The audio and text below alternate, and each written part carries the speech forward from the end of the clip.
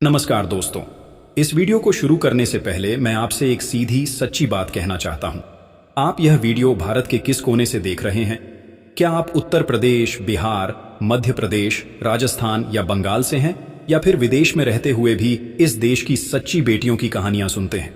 Comment box में जरूर बताइए कि आप कहां से देख रहे हैं और आपका नाम क्या है, क्योंकि आज की यह कहानी सिर्फ एक लड़की की नहीं है।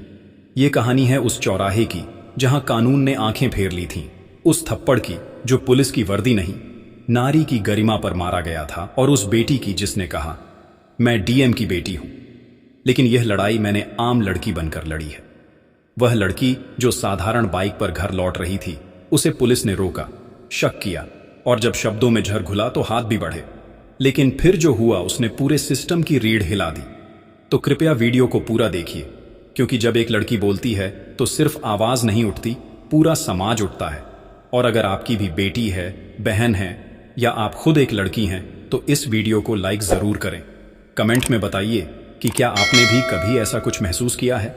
रिया की कहानी किसी फिल्म की नहीं, हकीकत की तरह है।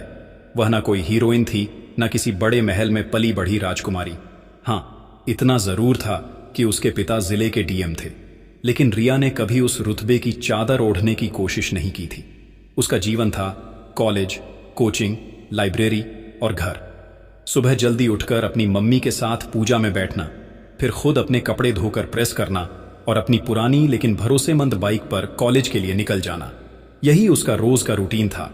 उस दिन भी कुछ अलग नहीं था, कम से कम सुबह तक। वो शाम का वक्त था। रिया ने अपनी कोचिंग की फाइल बैग में रखी, पानी की बोतल में 2 घूंट भरे और अपनी वही पुरानी काली बाइक स्टार्ट की जो एक जमाने में उसके पापा चलाते थे। बाइक की स्पीड कम थी, लेकिन रिया को कोई जल्दी नहीं थी। उसके लिए रास्ता जितना लंबा होता, सोचने का वक्त उतना ही ज्यादा होता। सड़क पर हल्का सा ट्रैफिक था, कुछ ऑटो, कुछ रईस लड़कों की कारें जो कोचिंग सेंटर के सामने हॉर्न बजा बजाकर अपनी गर्लफ्रेंड्स को दिखाने की कोशिश में थे। लेकिन रिया इन सब से बेपरवाह थी। उसके दिमाग में बस अगली क्लास की तैयारी चल रही थी। वह लॉ की छात्रा थी और इन दिनों पब्लिक सर्वेंट अकाउंटेबिलिटी पर प्रोजेक्ट बना रही थी। इसी सोच में डूबी वह उस सुनसान चौराहे की तरफ मुड़ी जो उसके घर से कुछ ही दूर था। दिन ढलने को था, आसमान में हल्का सुनहरा रंग घुल रहा था और सड़क पर अब भीड़ कम होती जा रही थी। जैसे ही उसने उस मोड़ पर बाइक घुमाई, सामने से 2 पुलिस वाले आते दिखे, एक हवलदार और एक दरोगा। उनके पास एक जीप खड़ी थी और आगे बैरिकेडिंग लगी थी। एक आम चेकिंग पॉइंट की तरह लग रहा था, लेकिन रिया ने सोचा नहीं था कि एक आम सी चेकिंग उसे उस रात तक झकझोर देगी। हवलदार ने हाथ दिखाया, रिया ने ब्रेक दबाया और बाइक एक तरफ खड़ी कर दी। गाड़ी के पेपर्स दिखाओ, दरोगा ने आवाज लगाई। रिया ने बैग से पेपर निकाले। इंश्योरेंस, आरसी, लाइसेंस, सब कुछ दुरुस्त था, लेकिन दरोगा की आंखों में कुछ और ही था। वह पेपर देखता तो रहा, लेकिन मुस्कुराकर बोला, यह गाड़ी तो बड़ी पुरानी लग रही है, चोरी की तो नहीं? रिया चौंकी। साहब, ये मेरे पापा की पुरानी बाइक है, सारे पेपर लेटेस्ट हैं। दरोगा ने उसकी बात काटी। आजकल तो हर कोई फर्जी पेपर बनवा लेता है। तुम इतनी रात गए कहां से आ रही हो? कोचिंग से, रिया बोली। कौन सी कोचिंग? वह पूछने लगा। लॉ कोचिंग सर, रिया ने जवाब दिया। आवाज में संयम था। इतनी देर तक कौन सी कोचिंग चलती है और तुम अकेली लड़की बिना हेलमेट पुरानी बाइक पर घूम रही हो? बहुत फिल्मी नहीं लग रहा तुम्हारा अंदाज? दरोगा की आवाज में अब व्यंग्य था। रिया को समझ में आ रहा था कि बात सामान्य नहीं है, लेकिन वो शांत रही। सर, हेलमेट मेरे बैग में है, मैं गलती मानती हूं, चालान बना दीजिए, रिया ने कहा और बैग खोलने लगी। तभी दरोगा ने उसके हाथों पर नजर गड़ाई। कहीं भागने की जल्दी तो नहीं या कुछ छुपा रही हो? उसने कहा और बाइक के पास जाकर जबरदस्ती उसका बैग चेक करने लगा। रिया ने घबराहट से कहा, सर, यह ठीक नहीं है। तू मुझे सिखाएगी क्या कि क्या ठीक है क्या नहीं? वो गुर्राया और फिर हवलदार की ओर इशारा कर बोला, इसको अंदर ले चलो, पूछताछ करनी पड़ेगी। किस बात की पूछताछ सर? रिया अब थोड़ा सख्त हुई। तभी दरोगा ने बाइक के रजिस्ट्रेशन नंबर को देखकर कहा, नाम किसके नाम पर है यह गाड़ी? मेरे पिता के नाम पर है, रिया बोली। कौन है तेरे बाप? वह बोला, हंसी दबाते हुए। रिया ने गहरी सांस ली। अब तक वह संयम से काम ले रही थी, लेकिन उस पल उसकी आंखें कुछ कह गई। मेरे पापा डीएम हैं, उसने सीधा जवाब दिया। दरोगा हंस पड़ा। अरे वाह, अब सब डीएम के बेटा बेटी बनकर घूमते हैं, एक मैं ही रह गया हूं जो पुलिस का सगा नहीं निकला। हवलदार भी मंद मंद मुस्कुरा रहा था और तभी दरोगा ने हाथ बढ़ाकर रिया की कलाई पकड़ने की कोशिश की। चलो अंदर डीएम साहब की बेटी जी, उसने घिनौने स्वर में कहा। रिया एक कदम पीछे हट गई। छुएगा मत, उसकी आवाज थोड़ी ऊंची हो गई थी। ओ बेटा, अब तो तू चिल्ला भी रही है। चिल्लाओ, कौन सुन रहा है? इस चौराहे पर तो परिंदा भी नहीं फड़फड़ा रहा। दरोगा की हंसी अब डरावनी हो चुकी थी। रिया की आंखों में अब डर नहीं था, वहां गुस्सा था, अपमान का लावा जो किसी भी वक्त फूट सकता था। उसने अपनी बाइक उठाई और बिना एक शब्द कहे वहां से निकल गई। जीप की रोशनी उसके पीछे पीछे कुछ देर तक गई, मगर फिर रुकी। घर पहुंचते ही रिया ने बाइक खड़ी की और एकदम चुपचाप अपने कमरे में चली गई। मां ने पूछा, बेटा खाना खाएगी? रिया ने सिर हिलाकर नहीं कहा। उसकी मम्मी समझ नहीं पाई कि उसकी आंखें लाल क्यों हैं, मगर रिया सीधे ऊपर के कमरे में गई जहां उसके पिता डीएम साहब उस वक्त कुछ फाइलें देख रहे थे और वहीं से कहानी ने मोड़ लिया। एक लड़की जो चुप रही थी अब चुप नहीं रहेगी। डीएम साहब के कमरे की रोशनी एकदम हल्की थी। टेबल लैंप की पीली रोशनी में कुछ फाइलें बिखरी पड़ी थी। सरकारी आदेश, निर्माण कार्यों की प्रगति रिपोर्ट, जिले की कानून व्यवस्था का विश्लेषण, सब कुछ यथास्थान था। मगर जैसे ही रिया अंदर आई, सन्नाटा भारी हो गया। उसके चेहरे पर वह झटका था जो कोई भी पिता तुरंत पहचान लेता है। ऐसा झटका जिसे शब्दों में कहना मुमकिन नहीं, बस आंखों से समझा जा सकता है। क्या हुआ बेटा? डीएम साहब ने पूछा। रिया ने पहले कुछ नहीं कहा। दरवाजा बंद किया, कुर्सी खींचकर बैठ गई और अपने बैग से वह सारे पेपर निकालकर मेज पर रख दिए। आरसी, लाइसेंस, हेलमेट तक सब कुछ एक के बाद एक रखते हुए उसने सिर झुकाकर बस इतना कहा, सब कुछ मेरे पास था। फिर भी डीएम साहब ने कोई सवाल नहीं किया। उन्होंने बस अपनी बेटी को देखने में वह बात पढ़ ली थी जो किसी रिपोर्ट में नहीं मिलती। फिर भी उन्होंने धीरे से पूछा, फिर भी उन्होंने मुझे रोका, गंदी नजरों से देखा, सवाल पूछे कि इतनी देर रात बाहर क्यों निकली हूं। और रिया की आवाज कांप गई और फिर उसने मेरी कलाई पकड़ने की कोशिश की। वो दरोगा और वह दूसरा हवलदार दोनों ने मेरा मजाक उड़ाया कि मैं डीएम की बेटी हूं। कुछ सेकंड का सन्नाटा हुआ, फिर डीएम साहब की कुर्सी धीमे से खिसकी। उन्होंने रिया का हाथ थामा और बहुत शांत स्वर में बोले, अब तू कुछ नहीं बोलेगी, अब वह लोग बोलेंगे और पूरा शहर सुनेगा। उसके बाद की रात सोने की नहीं थी, ना रिया के लिए ना उसके पिता के लिए। रात को ही जिले के वरिष्ठ अफसरों की मीटिंग बुलाई गई, लेकिन रिया को उससे दूर रखा गया। डीएम साहब ने सिर्फ इतना कहा, अब तू इस सिस्टम को उसी की भाषा में जवाब देगी, लेकिन हमारी भाषा में, नारी की गरिमा के साथ। अगले दिन सुबह से ही तैयारी शुरू हुई। एक अलग टीम बनाई गई जिसमें तकनीकी विशेषज्ञ, महिला अफसर और 2 विश्वसनीय पत्रकार भी शामिल थे। मगर सबसे खास बात, रिया अब सिर्फ एक लड़की नहीं थी, वह अब खुद मिशन का हिस्सा बनने जा रही थी। वह जानती थी कि अगर वह सिर्फ शिकायत करेगी तो हो सकता है दरोगा को सस्पेंड कर दिया जाए, लेकिन कुछ दिन बाद वह वापस आ जाएगा। हवलदार कोई नया जुर्म करेगा, सिस्टम फिर आंखें मूंद लेगा। पर रिया ऐसा नहीं चाहती थी। उसी दोपहर उसने सादे कपड़े पहने, नीले रंग की सलवार कुर्ती, गले में एक हल्का सा स्कार्फ, आंखों पर चश्मा और सिर पर एक ढीला सा दुपट्टा। उसके बाल खुलकर चेहरे पर आ रहे थे, जिससे उसकी असल पहचान ढंग की रहे। एक पत्रकार दोस्त ने उसे एक छोटा सा बॉडी कैमरा दिया जो उसके दुपट्टे की सिलाई में फिट था।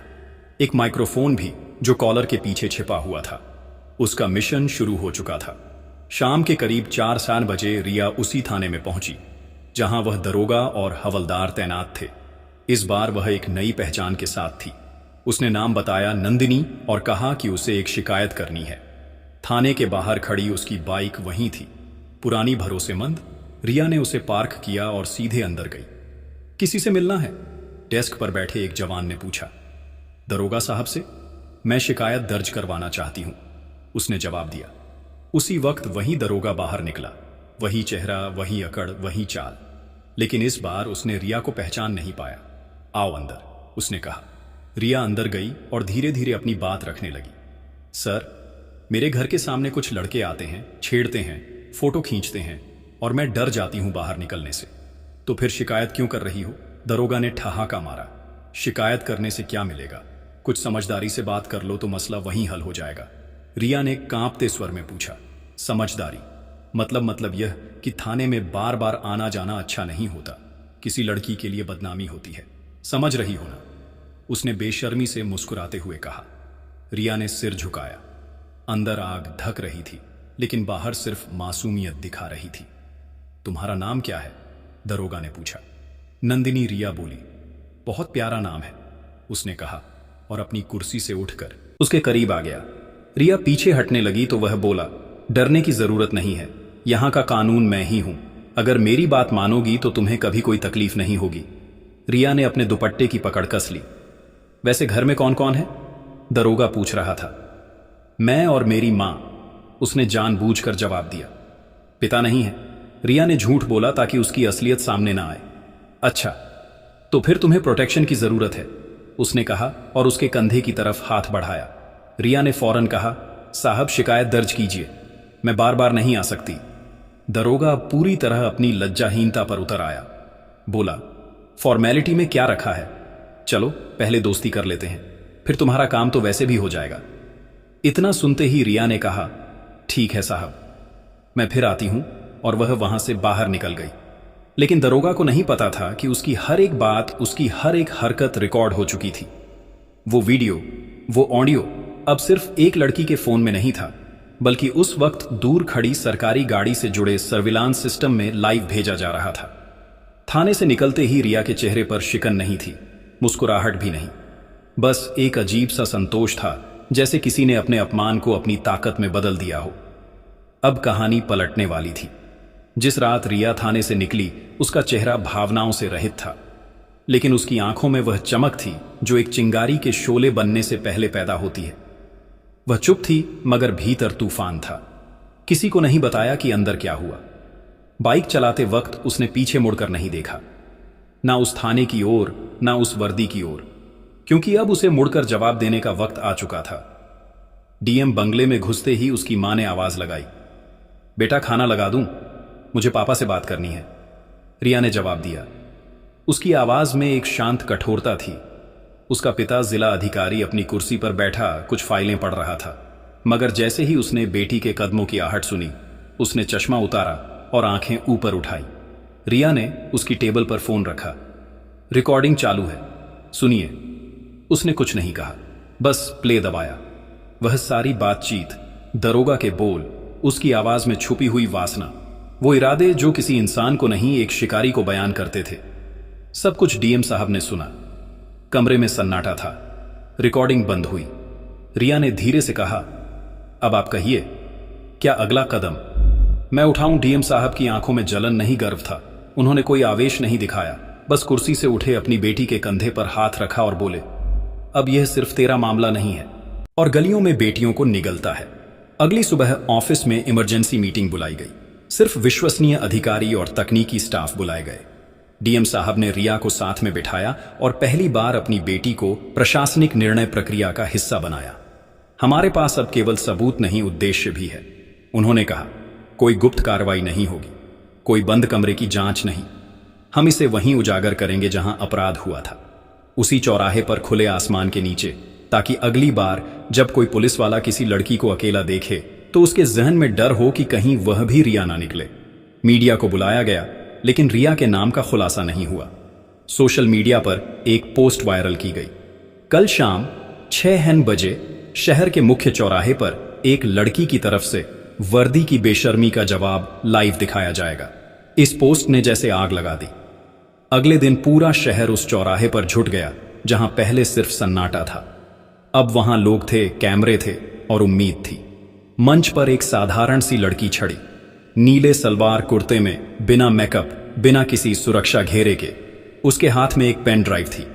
मैं डीएम की बेटी हूं, उसने माइक पर कहा, लेकिन मैंने यह लड़ाई उस नाम से नहीं, उस अपमान से शुरू की है जो हर लड़की कभी ना कभी झेलती है। फिर स्क्रीन पर वीडियो चलाया गया। वो दरोगा, उसकी भाषा, उसका चेहरा, सब लाइव हो गया। लोगों के चेहरे पर हैरानी थी। किसी ने कल्पना नहीं की थी कि वर्दी के अंदर ऐसी गंदगी भी हो सकती है। वीडियो खत्म होते ही रिया ने कहा, मैं चुप रह सकती थी, शिकायत कर सकती थी, मगर मुझे लगा अगर आज मैं चुप रह गई तो कल मेरी बहन, मेरी दोस्त या आपकी बेटी किसी और चौराहे पर अकेली होगी और वह पूछेगी, जब आपके पास ताकत थी तो आपने कुछ किया क्यों नहीं? लोग तालियां बजाने लगे। तभी एक और वीडियो चला जिसमें थाना इंचार्ज दरोगा की हरकतों को देखकर हंस रहा था। उस वीडियो में वह कह रहा था, आजकल की लड़कियां तो खुद मुसीबत मोल लेती हैं। उसका चेहरा भी अब उजागर हो चुका था। डीएम साहब खुद मंच पर आए, माइक उठाया। एक अवसर होते हुए भी जब मैं यह सब सुनता हूं तो शर्म आती है कि मैं उसी सिस्टम का हिस्सा हूं। लेकिन आज मेरी बेटी ने मुझे वह साहस दिया है जो शायद किसी फाइल या रैंक से नहीं आता। तभी भीड़ में से किसी ने चिल्लाया, उस दरोगा को अभी गिरफ्तार करो।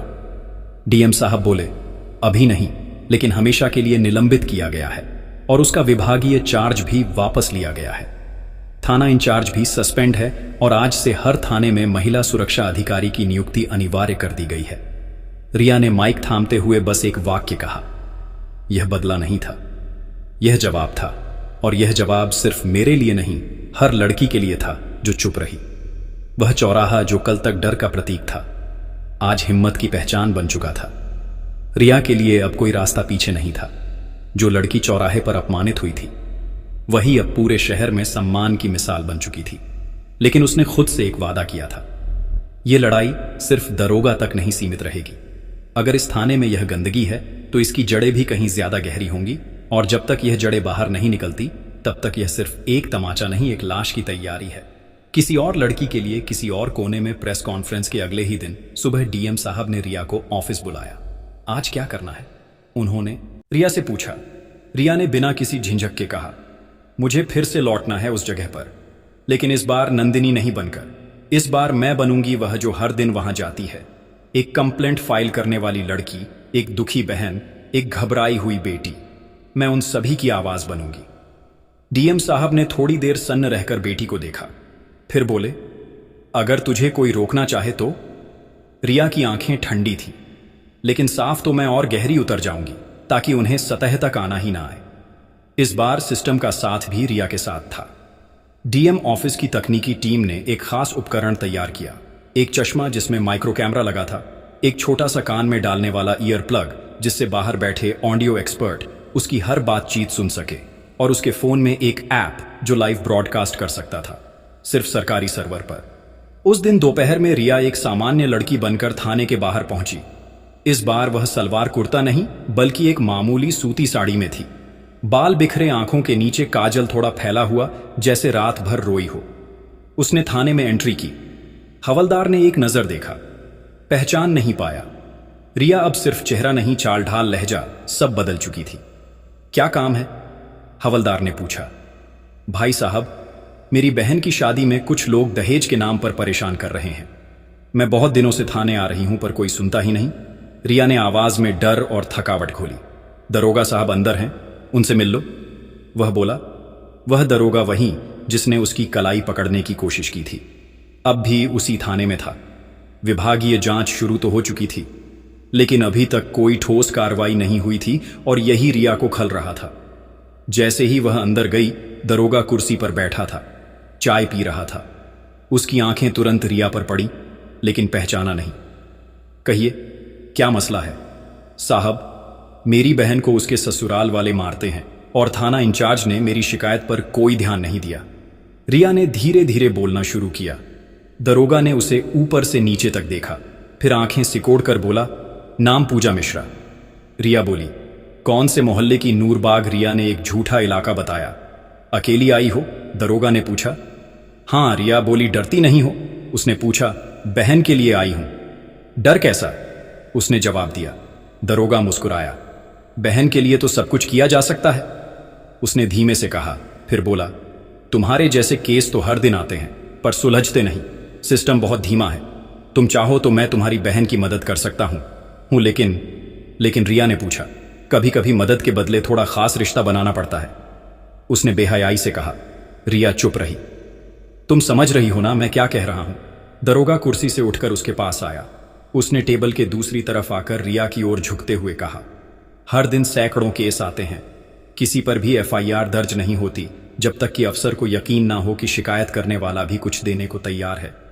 रिया ने मासूमियत से पूछा, मतलब पैसे पैसे से भी ज्यादा तुम्हारे जैसे चेहरे को देखकर दिल भी चाहिए, उसने कहा और उसके हाथ पर उंगली से स्पर्श करने की कोशिश की।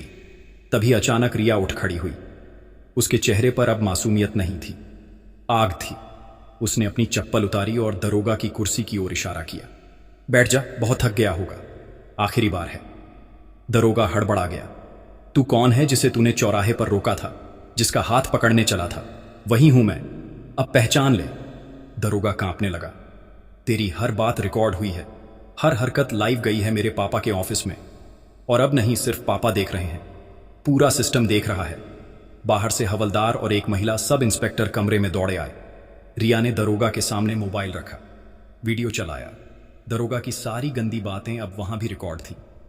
अब तू अकेला नहीं, इस थाने की नींव भी हिलेगी। रिया बोली। डीएम ऑफिस से तुरंत एक गाड़ी आई। साथ में जिला स्तरीय महिला कमेटी की चेयरपर्सन और चीफ मेडिकल अफसर। दरोगा को तुरंत निलंबित किया गया, थाने को सील किया गया और सभी स्टाफ से पूछताछ शुरू हुई। उस दिन शाम को शहर की हर न्यूज ब्रॉडकास्ट पर सिर्फ एक खबर चल रही थी, एक लड़की जिसने सिस्टम को भीतर से तोड़ा। लेकिन रिया अब भी संतुष्ट नहीं थी। उसके पास अब एक डायरियां थी, थाने में हर लड़की की शिकायत जिन पर सालों से कोई सुनवाई नहीं हुई थी। उसने तय किया, हर फाइल खुलेगी, हर आवाज उठेगी और हर दर्द का हिसाब होगा।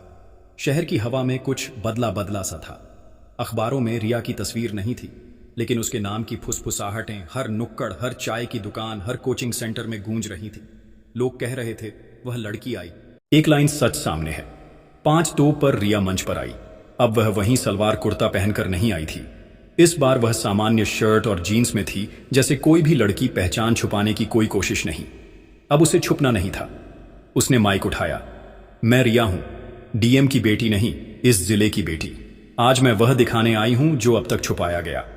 फिर उसने जेब से एक पेन ड्राइव निकाली और प्रोजेक्टर ऑपरेटर को दी। पहली वीडियो चली, वही वीडियो जिसमें दरोगा उसे सुलह के बदले खास रिश्ता बनाने का सुझाव दे रहा था। पूरी भीड़ एकदम सन्न हो गई। लोगों ने गर्दनें मोड़ी, कुछ औरतों ने बच्चों के कान ढांके। वीडियो खत्म हुआ। ये वही दरोगा है, रिया बोली, जो हर दिन वर्दी पहनकर हमारे ही बीच घूमता था, जिसे हम कानून का रखवाला समझते थे। लेकिन उसके लिए कानून एक पर्दा था, अपनी गंदगी छुपाने का। दूसरी वीडियो चली, दरोगा का वही इंटरनल फुटेज जिसमें वह हंसकर कह रहा था, लड़कियां तो खुद बुलावा देती हैं, शिकायतें बस शौक होती हैं इनकी। मंच के पास कुछ महिलाएं रो रही थीं। कोई चुपचाप आंसू पोंछ रहा था, कोई अपनी बेटी का हाथ कसकर पकड़ रहा था। फिर रिया ने एक मोटी डायरी उठाई। ये वह कंप्लेंट्स हैं जो इस थाने में फाइलों के नीचे दबी थी। यह आवाजें हैं जिन्हें कभी सुना नहीं गया। उसने 2 केस पढ़े। एक लड़की जिसकी शादी टूट गई क्योंकि दरोगा ने रिपोर्ट दर्ज करने के बदले उसके चरित्र पर सवाल उठाए, और दूसरी एक विधवा मां जिसने थाने में अपनी बेटी के किडनैप की रिपोर्ट दी थी, लेकिन पुलिस ने कहा लड़की भाग गई होगी। रिया ने मंच से नीचे उतरते हुए जनता की ओर देखा। आज कोई कानून नहीं बोल रहा, कोई डीएम नहीं बोल रहा। आज एक लड़की बोल रही है जो आप में से ही है। मैं यह लड़ाई सिर्फ अपने लिए नहीं लड़ी, मैं वह हूं जो आप में से हर लड़की हो सकती है। अगर आप चुप ना रहें। तभी डीएम साहब मंच पर आए। उनका चेहरा भावनाओं से भरा था, लेकिन शब्द बेहद ठंडे और संतुलित। मैं सिर्फ एक अफसर नहीं, एक पिता भी हूं, उन्होंने कहा। और अगर मेरी बेटी का अपमान मेरी वर्दी से जुड़ा होता तो मैं खुद उसे उतार देता। लेकिन आज मुझे गर्व है कि मेरी बेटी ने मुझे बताया कि वर्दी से पहले ज़मीर आता है। तभी स्क्रीन पर एक सरकारी दस्तावेज दिखाया गया। राज्य सरकार का आर्डर, तुरंत प्रभाव से थाने में महिला शिकायत प्रकोष्ठ अनिवार्य किया जाए। हर पुलिस अफसर को 6 महीने में एक बार लैंगिक संवेदनशीलता प्रशिक्षण देना अनिवार्य होगा और दरोगा को बर्खास्त कर केस दर्ज किया जाएगा। आईपीसी सेक्शन 454A, 454B, 509 और एसएससी एसटी एक्ट के तहत भीड़ से एक लड़की चिल्लाई, रिया दीदी जिंदाबाद। फिर कई आवाजें गूंज उठी, हर लड़की को हका मिले। एक लड़की चिल्लाई, रिया दीदी जिंदाबाद। फिर कई आवाजें गूंज उठी, हर लड़की को हका मिले। अब हम चुप नहीं रहेंगे। रिया ने सिर्फ मुस्कुराकर सिर झुकाया। कोई भाषण नहीं दिया, कोई नारा नहीं लगाया, क्योंकि उसका काम पूरा हो चुका था। उसने सच दिखा दिया था। उस चौराहे पर अब एक पट्टिका लगाई गई, रिया चौक हिम्मत की पहचान, और उसी चौक पर अब हर महीने महिला सुरक्षा जागरूकता कैंप लगता है। स्कूल की लड़कियों को बुलाया जाता है, पुलिस अधिकारी सवालों के जवाब देते हैं, और सबसे बड़ी बात, कोई लड़की अब उस रास्ते से गुजरते वक्त डरती नहीं, बल्कि गर्दन ऊंची रखती है, क्योंकि अब वह जानती है एक लड़की ने चुप रहना नहीं चुना तो कुछ बदल गया। उस रात जब प्रेस कॉन्फ्रेंस खत्म हुई और रिया चौक की पहचान शहर के लोगों की जुबान पर छा चुकी थी, तब भी रिया अकेले बैठी थी अपने कमरे की खिड़की के पास। बाहर से आती हल्की बारिश की बूंदों की आवाज और अंदर जल रही मेज पर रखी मोमबत्ती की लौ, बस दो ही चीजें थीं जो सन्नाटे को तोड़ रही थीं। रिया की मां कमरे में आई, हाथ में एक कप गर्म दूध और एक पुराने एल्बम के कुछ पन्ने। बेटा यह देख, यह तेरा वह फोटो है जब तू पहली बार स्कूल गई थी। कितनी डर रही थी उस दिन, मां ने मुस्कुराते हुए कहा। रिया ने फोटो देखा। उसमें एक छोटी सी बच्ची अपने स्कूल बैग से चिपकी खड़ी थी, जैसे दुनिया उसे निगल जाएगी अगर उसने मां का दुपट्टा छोड़ा। कभी सोचा था कि वही बच्ची एक दिन इतनी बड़ी लड़ाई लड़ेगी। मां की आंखों में अब गर्व के साथ नमी भी थी। रिया ने धीमे से जवाब दिया, मैंने कभी नहीं सोचा था कि मुझे यह लड़ाई लड़नी पड़ेगी, पर अब लगता है शायद मेरी किस्मत में ही था, सिर्फ पढ़ना नहीं, कुछ बदलना भी। अगले दिन सुबह का अखबार शहर की हर गली में बंट चुका था। पहला पन्ना डीएम की बेटी ने खोले सिस्टम के राज, दूसरा पन्ना रिया बनी साहस की मिसाल, और तीसरे पर राज्य सरकार ने कहा हर थाने में महिला अधिकारी जरूरी। लेकिन सिर्फ अखबार नहीं, रिया के मोबाइल पर भी देश भर से मैसेज आने लगे। कुछ लड़कियों ने लिखा, दीदी हम चुप थे लेकिन अब आवाज उठाएंगे। किसी मां ने लिखा, मेरी बेटी अब तुम्हें अपना आदर्श मानती है। और फिर आया वह फोन कॉल राज्य सचिवालय से, रिया जी, राज्य सरकार आपको युवा नागरिक साहस पुरस्कार देना चाहती है। इस साल के गणतंत्र दिवस समारोह में डीएम साहब ने जब यह सुना तो उनका सीना चौड़ा नहीं हुआ, उनकी आंखें गीली हो गई। उन्होंने सिर्फ इतना कहा, आज तू मेरी नहीं, इस देश की बेटी बन गई है। पुरस्कार वितरण के दिन जब रिया राजभवन में पहुंची तो उसने कोई बड़ी ड्रेस नहीं पहनी, कोई मेकअप नहीं किया, बस वही साधारण सलवार कुर्ता जो उसकी पहचान बन चुका था। मंच पर जब उसका नाम पुकारा गया तो पूरी सभा हाल तालियों से गूंज उठा। पुरस्कार लेते वक्त माइक पर रिया ने कुछ अलग ही कहा, यह सम्मान मेरे लिए नहीं है, ये उन लड़कियों के लिए है जो अब भी चुप हैं, जो अब भी सोचती हैं कि कोई सुनेगा नहीं। आज मैं उनसे कहती हूं, एक आवाज काफी है, एक हिम्मत काफी है, और एक लड़की अगर चुप ना रहे तो पूरी व्यवस्था बदल सकती है। उसके बाद सरकार ने नया आदेश जारी किया, एक हर थाने में कम से कम एक महिला अफसर की मौजूदगी अनिवार्य होगी। 2 महीने में एक बार सभी पुलिस अफसरों के लिए लैंगिक संवेदनशीलता की ट्रेनिंग अनिवार्य होगी। 3 शिकायत दर्ज न करने पर थाना प्रभारी व्यक्तिगत रूप से जिम्मेदार होगा। 4 चौराहों, सार्वजनिक स्थानों पर लगे सीसीटीवी कैमरों की फीड अब डीएम ऑफिस से जुड़ी रहेगी। 5 छात्राओं के लिए सुरक्षा पाठशाला कार्यक्रम हर जिले में लागू किया जाएगा। लेकिन रिया को सबसे ज्यादा संतोष उस दिन मिला जब एक शाम बाइक चलाकर वापस आ रही थी। वही पुरानी बाइक, वही रास्ता, और चौराहे पर कुछ पुलिस वाले तैनात दिखे। उन्होंने रिया को देखा और सैल्यूट किया। उसमें से एक महिला सब इंस्पेक्टर पास आई और कहा, मैडम, अब लड़कियों की शिकायतें पहले दर्ज होती हैं क्योंकि आपने रास्ता दिखाया। रिया ने मुस्कुराकर सिर्फ इतना कहा, अब किसी लड़की को यह रास्ता डराने नहीं देगा। फिर वह आगे बढ़ गई। कोई बैंड बाजा नहीं, कोई प्रचार नहीं, बस बाइक की मध्यम आवाज और एक लड़की जो अब सिर्फ अपना रास्ता नहीं, पूरे सिस्टम की दिशा बदल चुकी थी। कुछ बदलाव गोली से नहीं, गवाही से आते हैं, और रिया की गवाही वह गूंज थी जो अब हर थाने, हर स्कूल, हर सड़क पर सुनी जा रही थी। क्योंकि यह बदला नहीं था, यह एक नया दस्तूर,